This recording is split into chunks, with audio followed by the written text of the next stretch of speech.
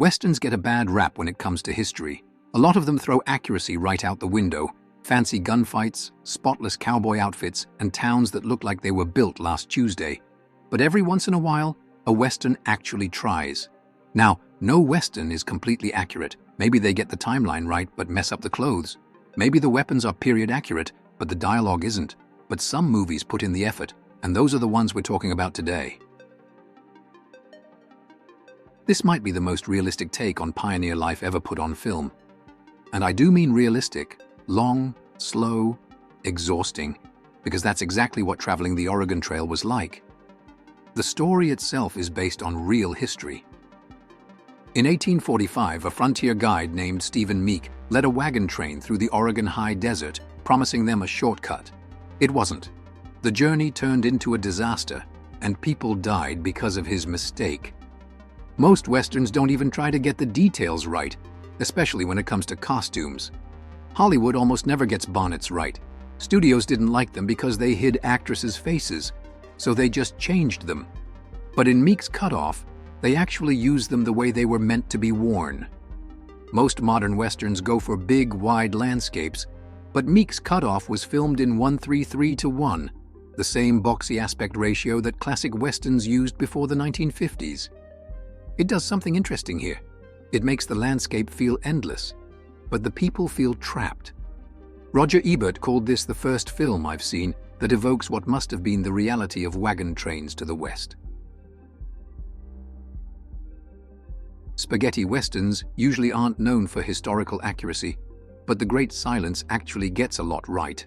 The harsh winter landscapes, the way bounty hunting really worked, the absolute lawlessness of post-Civil War America, it's all here. The setup is simple but brutal. A woman's husband is murdered by a bounty hunter, and she hires a mute gunslinger to get revenge. This movie does not follow the usual Hollywood rules. In most Westerns, you know the hero's gonna win, not here. When this movie came out, 20th Century Fox refused to release it in the US because the ending was just too dark. The bad guys don't just win, they massacre the entire town, and then they ride away. That's it. The film hadn't been made available in the US until the 21st century. Quentin Tarantino once said that Day of the Outlaw, one of the bleakest Westerns ever made, feels like a musical compared to this one. Peter Fonda directed this one, and it's nothing like the Hollywood cowboy myth. It's about a man who left his wife and home years ago, but finally decides to come back. Only now his wife isn't interested in playing happy family again. Instead, she hires him as a ranch hand, alongside his best friend. This movie is quiet, slow, and completely grounded in the reality of frontier life. Universal greenlit this thinking they'd get another Easy Rider. Small budgets, total creative control, hoping for a counterculture hit. But when Fonda turned in something quiet and introspective, they panicked. They didn't even bother to market it. The film was dumped into just 52 theaters, barely promoted, and pulled from screens in 2 weeks. It never stood a chance. But here's the thing. Some people did see it, and they held onto it. Martin Scorsese picked it for a revival screening at the first ever Tribeca Film Festival. Clint Eastwood later said its gritty realism influenced Unforgiven. Tarantino still treasures his copy of the original theatrical trailer. And Fonda knew exactly what happened. He once said, Universal tried to bury this film back in '71, but the people who loved it really loved it, and they've kept on loving it. Tarantino once called this his favorite Western of the '70s, and he's got a point. It's one of the most brutal, authentic takes on the Apache Wars ever filmed. Just Burt Lancaster leading a small patrol on the trail of an Apache raiding party that's always one step ahead. The film nails the historical accuracy of its setting. Fort Lowell looks exactly how it should, down to the pickup baseball game being played on the parade ground, a detail that came straight from real-life reenactors the location scouts happened to see. Even the way the cavalry moves feels authentic. They're not some unstoppable force riding in formation. They're exhausted, frustrated, and barely keeping up with an enemy that knows the land better than they ever could. Lancaster was so invested in this movie, he basically acted as an uncredited producer, taking a cut of the profits instead of an upfront paycheck and even having a say in the editing. and director Robert Aldrich wasn't completely happy with how it turned out, but that doesn't change the fact that Ulzana's Raid is one of the best revisionist westerns ever made. This one is straight-up history. Edward James Olmos plays Gregorio Cortez, a Mexican farmer in Texas who ends up on the run after killing a sheriff, but only because a bad translation turned a simple question into a threat.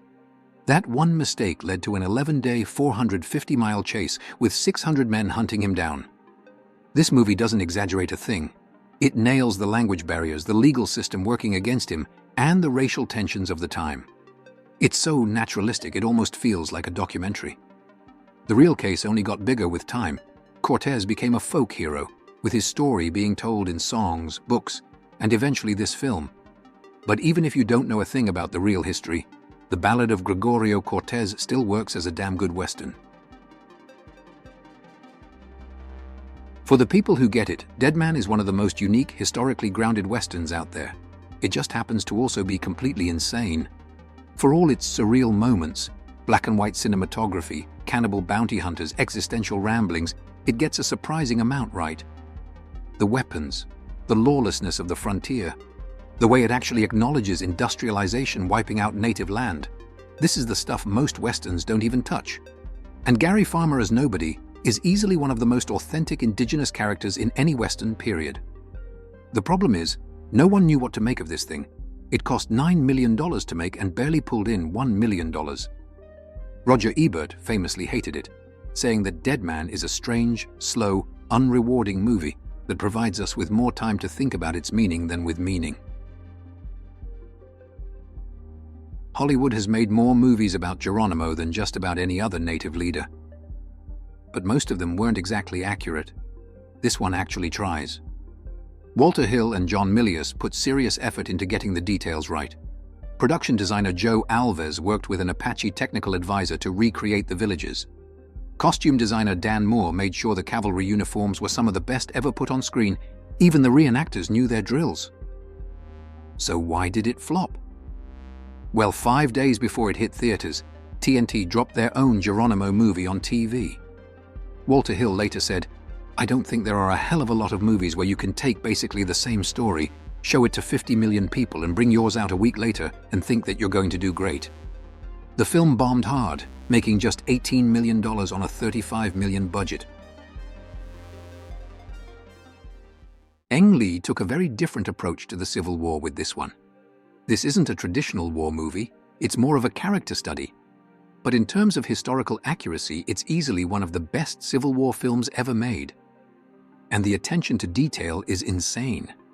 The clothes, the weapons, the way the young soldiers look exactly like the real historical photos. It's all dead on. Even the language sounds like something pulled straight out of True Grit, formal, rustic, and completely accurate for the time. The studio originally wanted DiCaprio or Matt Damon for the lead, but Lee went with Tobey Maguire. He'd worked with him before and knew he was perfect for the role. He later said, "Most actors I work with don't necessarily believe in the part they play, but he does, with his whole body. I think he's a director's dream." This one actually tried to get the history right. It stuck to the real timeline of the battle, got the politics of Mexico's impresario system in there, and even made sure the ages of the key figures matched up. Travis was 26, Bowie was 40, Crockett was 50 at the time. This was a massive Disney production with a $107 million budget. They built a 51-acre set, making it the biggest and most expensive set in North America at the time. The final battle lasted less than 20 minutes in real life. It took them a month to shoot it. Then right before it came out, The Passion of the Christ took over the box office, and the Alamo got buried. It ended up losing over $146 million. Critics weren't kind either. It holds a 29% on Rotten Tomatoes, but Roger Ebert actually defended it. He said, "Here is a movie that captures the loneliness and dread of men waiting for 2 weeks for what they expect to be certain death." He awarded the film 3.5 out of 4 stars, and it notably became the film's most positive review. This one comes from the same author who wrote The Shootist, the novel that gave John Wayne his final role. And just like The Shootist, The Homesman isn't your typical Western. Hilary Swank plays a woman escorting 3 mentally ill women across the frontier, and Tommy Lee Jones, who also directed, plays the washed-up drifter she ropes into helping her. Historically, it's dead on. The movie doesn't just get the setting right, it actually shows something most Westerns ignore: how mental illness was handled on the frontier. The attention to detail is next level. The clothing, the wagons, the isolation, it all feels completely authentic. It's not a big action-packed Western, but if you're looking for something that actually feels like the real 1850s, this one's got it.